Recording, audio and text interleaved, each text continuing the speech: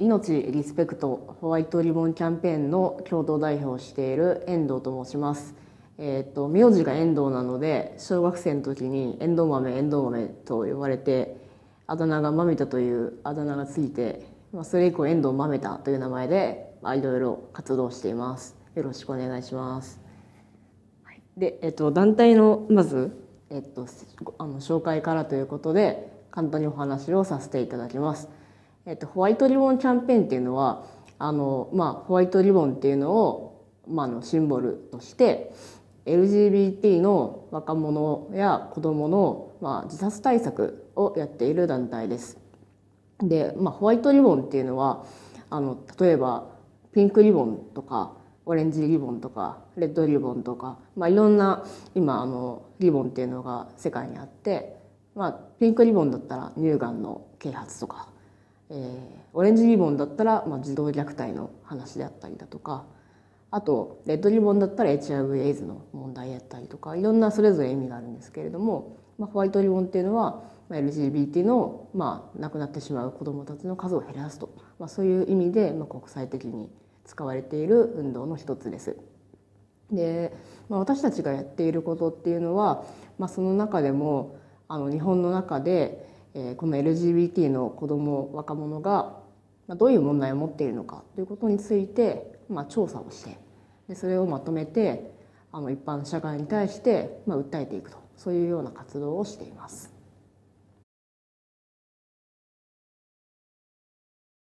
こ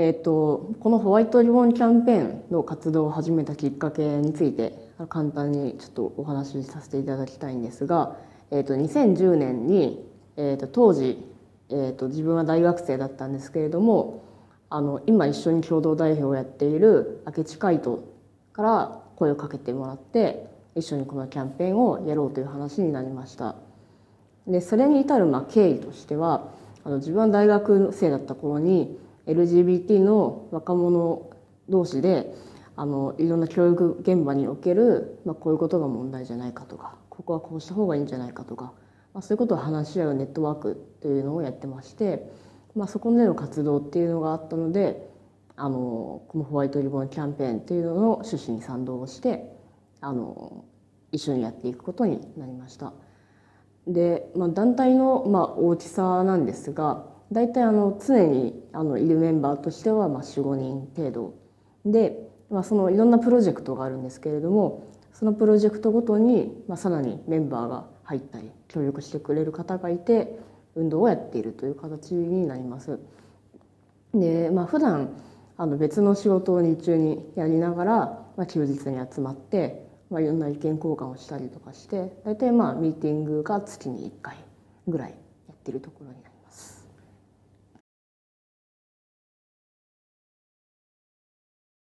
活動していく中で心がけていることっていうのが、いくつかあります。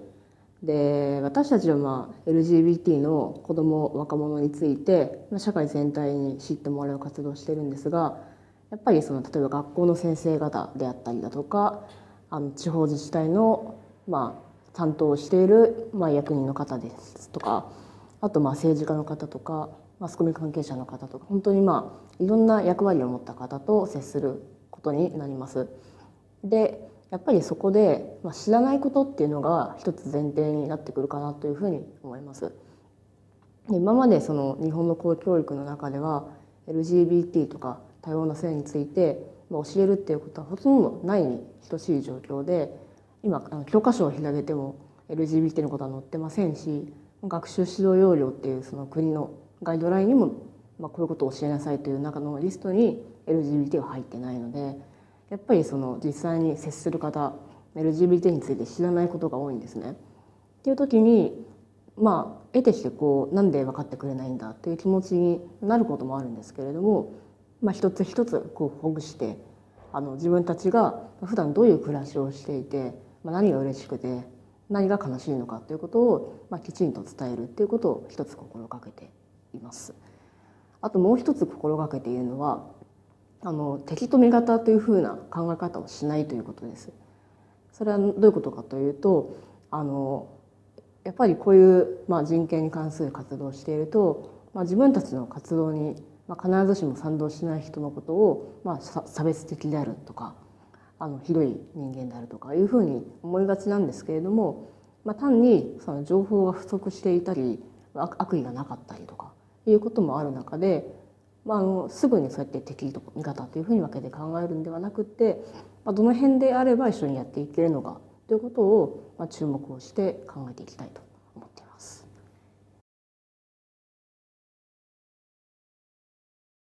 これからの活動と今やってることについてお話をしたいと思います。2004年の、夏ぐらいから一生懸命やってきたことの一つとしては、性同一性障害に関する、文部科学省のガイドラインっていうのが作られることになって、それのヒアリングを受けてですね、当事者団体としてどういうガイドラインにしていってほしいのかということを、ずっと提言してきたんですけれども、それが一つ大きな今年の活動でした。で、今その教育現場では、同性愛のことはちょっと後手後手になっていて、性同一性障害の子どもに対する対応については、ようやく少しずつ話し合われてきたということがあります。でその背景には、例えば性同一性障害の子どもは制服を着ることが難しくって、それで不登校になったりとか、その学校制度をどういうふうにやっていくかということが非常に大きなポイントでして、それで同性愛の問題というよりも性同一性障害のことっていうのがずっとフォーカスされてきたんですけれども、私たちがずっと今言っていることは、子どもっていうのはここからが性同一性障害でここからが同性愛ですよっていうふうにパッキリ分かれるようなものではなくて、非常に気持ちというのは揺らぐものであったりするっていうことで、その性同一性障害の子どもっていうふうに枠組みを作ってそうやってフォーカスしていくんじゃなくて、性について悩んだ時に、同性愛も性同一性障害もいろんなことも含めて、どんな形であったとしてもその子がいられるような環境を作るようにフォローしていくべきではないかということを言っていて、今月中2015年の今3月なんですけれども、今月中に何らかのガイドラインが文部科学省から出ることになっているんですけれども、その中にもLGBT の子どものことが反映されるといいなというふうに思っています。最後にですね、私たちの活動にもし賛同というか共感してくださった方が、じゃあこれを動画を見て何ができるのかということについてちょっとお話をしたいと思います。一つやっているプロジェクトがあって、それは多様な性について、パネルを今作って、それを全国でパネル展という形で展示するっていうのを今やっています。で、ホワイトリボンキャンペーンが制作したパネルなんですが、全国に送料だけ負担ということで無償で学校であったりだとか、いろんな公民館だったりとか、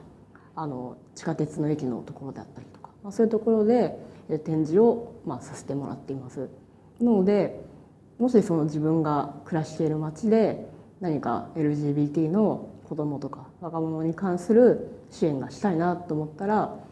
ぜひブログからブログホワイトリボンキャンペーンで検索をしていただくと出てきますので、そこでパネル展の貸し出しというか、そういう企画を一緒にやっていただけたら良いかなと思います。あともう一つ、子どもの人、実際に小学生とか中学生とか、接する機会があるっていう方もいらっしゃるかなというふうに思います。で、学校の先生とかもひょっとしたらこれを見てる中にいらっしゃるかもしれません。で、お願いをしたいのはやっぱり LGBT について肯定的な情報っていうのを伝えてほしいなということがあります。ある19歳のゲイの子がこの前言っていたんですけれども、やっぱり自分がゲイだっていうことを19歳になるまでもう誰もすることがいいことだっていうふうには言ってくれなかったと、だから自分はそのことを受け入れることができなかったというふうに言っていました。それはすごくシンプルな短い一言でも構わないので、 LGBT という存在について肯定的なメッセージっていうのをぜひ出していってほしいなというふうに思います。